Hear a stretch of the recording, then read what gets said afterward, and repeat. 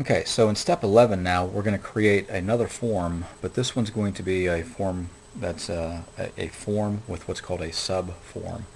A form with a subform is possible mostly because of a situation like this. If we go up here to our database tools and look at the relationships between the tables, we have for every one supplier, in other words for every supplier that's listed, that one supplier can supply many products. So we have a one-to-many relationship. The idea being that if I have a form that has the supplier information in it, wouldn't it be nice to be able to see for this one supplier and a little subform below all of the products that that particular supplier offers? So I have one form that captures the data of both tables. Okay, that's the idea. In order for a form with a subform to work properly, this relationship needs to be established, at least in the early stages. As you get more advanced, there's ways that you can do it manually, but at this point, that is the simplest way to think of a form with a subform. A table with a one-to-many relationship to another table, where this would be the main form, and then the many side of the relationship would represent the subform. And that's exactly what we're going to do in this next form. So again, we're going to do create form wizard, and we want supplier as our main table, and I believe we want all fields, if I'm not mistaken. Yeah, all fields from the supplier table. Then what you do before you move on is you have to say, all right, but in addition to the supplier table fields, I also want product.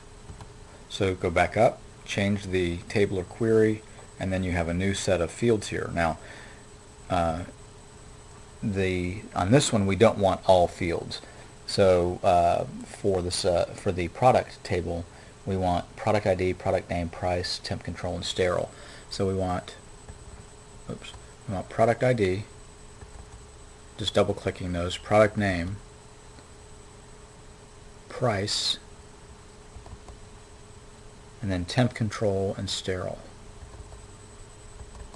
like that. Once you have added all the fields in from both tables, then you choose next. Now, Access has detected that you have two data sources in here, so it's basically saying, all right, do you want them all in one big form, or do you want to do a form with a subform? So you want by supplier selected here, and then form with subform there. If you choose this, then it's just going to create a button for you, but you want to see the form with the subform. So make those two selections, and then next. Then the subform will be a data sheet. I don't think that I've ever done a subform that's not data sheet. Well, that's not true. But for the most part, subforms will always be a data sheet. And okay, so we're ready to move on to that next one. And now it's saying, all right, I'm going to create two forms. One's going to be called suppliers. So the main form is going to be suppliers and products, and the subform is going to be called product subform. But notice there should be no space between product and subform.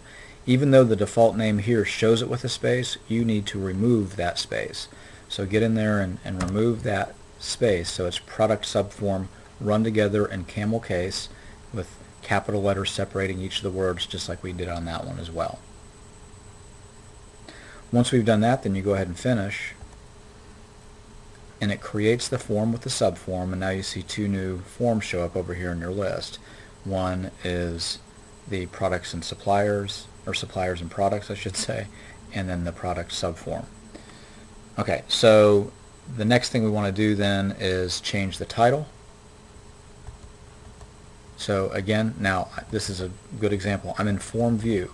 Notice I can't get in here and make a modification to that.